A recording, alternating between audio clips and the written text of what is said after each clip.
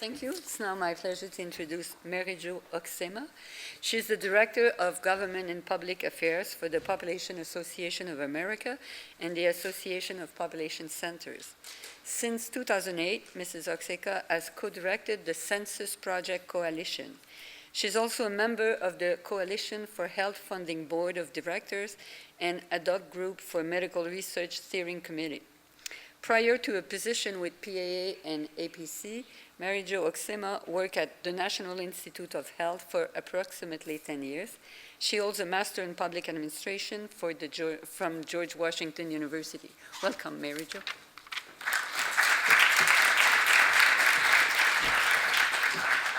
Going to help me with my slides? Yes. Oh, good. Well, while the slides gear up, I just want to thank you for inviting me to participate in this important symposium. As someone who's been following and commenting on your nation's struggles, I really do share your enthusiasm for the return of the mandatory long form. Heidi invited me to participate in today's symposium to address a couple of issues that we're dealing with in the United States, those of us who are census stakeholders. Specifically, the debate around funding for the next decennial census in the United States, Census 2020, thank you, and the debate around the American Community Survey, which is the equivalent of our long form. She also asked me to address how census stakeholders are engaged in this debate. So where we are in the United States, Census 2020, we are ramping up in the United States. We are 4 years out.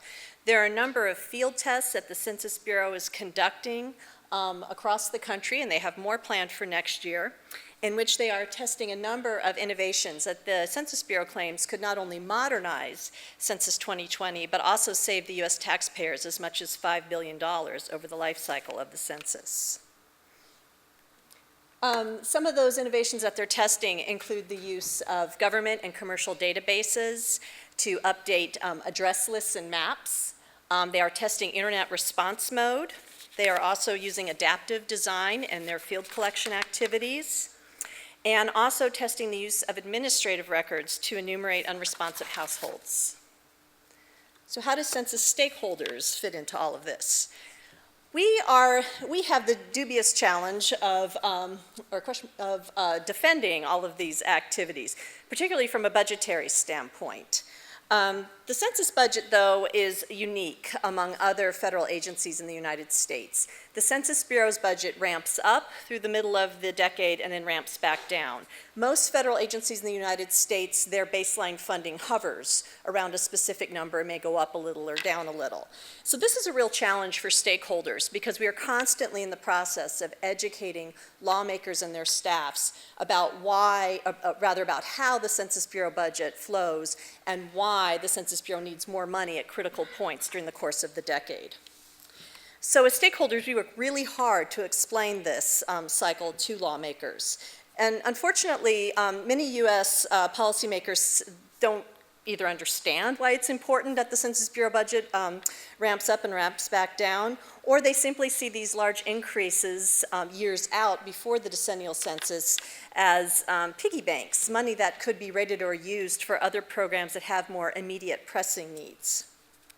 We also, as stakeholders, confront a fair amount of skepticism about the claims that the Bureau may make about the promises of technology or about the potential cost savings that these investments, particularly in the middle of the decade, could yield.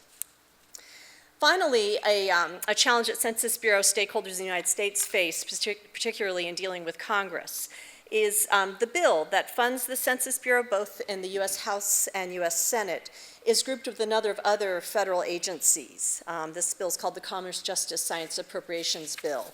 And included in that bill are agencies, some of which I think will sound very familiar to you: the National Science Foundation, NASA, Department of Justice, which includes the FBI. And so when you have these kinds of competing funding priorities, sometimes, yes, data and the Census Bureau lose. In fact, just a few weeks ago, the chairman of the Appropriations Committee that funds the Census Bureau and all these other agencies I mentioned was quoted in an article saying that he will prioritize law enforcement and scientific research in his bill over the needs of the Census Bureau. We are also, as stakeholders, challenged, as we are on all the issues we advocate for, the overall challenging budget climate in the United States, the tight budgetary caps we're all operating under. With respect to the American Community Survey, I guess I just wanted to first make sure all of you are familiar with the American Community Survey. It is our census long form. It was established with congressional support in 2005, and it replaced our once a decade long form. This is worth repeating. It is the only source of comparable, consistent, timely, high-quality demographic and socioeconomic data for all U.S. communities.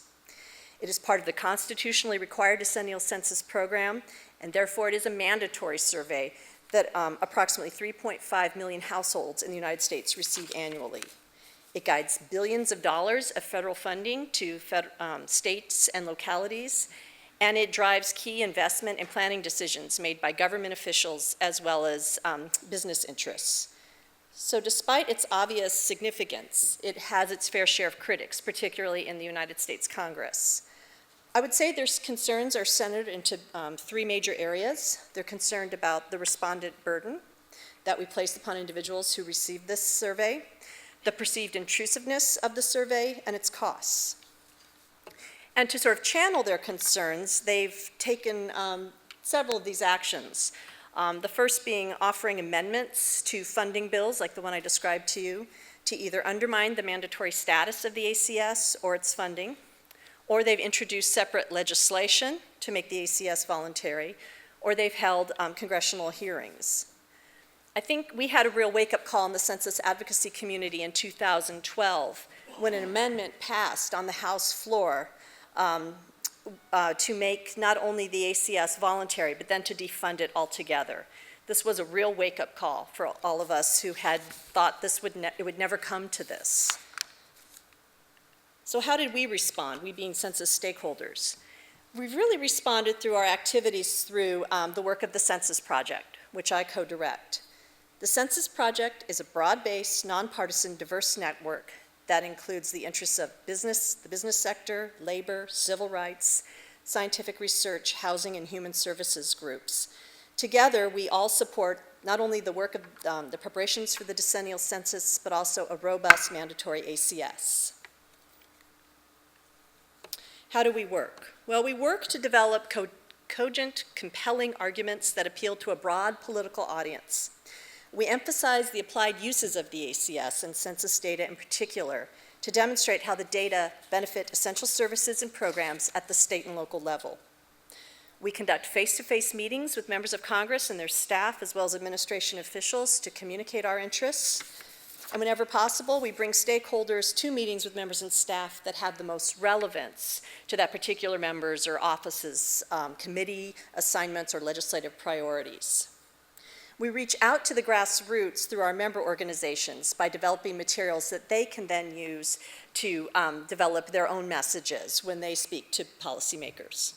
We also engage the media. We provide technical assistance to the media, media releases, and op-eds. So we also hold regular conference calls to educate the media about our interests. We also develop one-page fact sheets, updates, and blog posts. Finally, for purposes of Congress, we organize sign-on letters that our organizations will sign to communicate our positions on funding and the importance of the ACS to Congress. And this is what Congress really appreciates: coordinated messages coming from one coalition that represents a broad number of interests. We think our activities have paid off. I've listed here a number of our smaller victories, but they are worth listing. With respect to the ACS, we've seen amendments that have been, or language that's been removed from bills that would make the ACS voluntary. We've seen our funding levels restored in some cases for the decennial census. There's also been a lot of work behind the scenes. We've seen members have withdrawn amendments they were originally going to offer that would either divert funding away from the Census Bureau or affect the ACS. We've also had more members of Congress sign letters of support to the appropriations committees in support of funding the Census Bureau over the last 2 years. 3 years ago, we didn't have any of these letters, and these are very important to the process. It's a little bit internal, but trust me, it's good news. So should we declare victory? No, not yet, and really not ever. We know that we need to sustain our role in the dialogue if we are to not only ensure that the decennial census continues to receive funding in the future, but also to ensure that we never have to experience what you've gone through and see our American Community Survey become a voluntary survey. So thank you.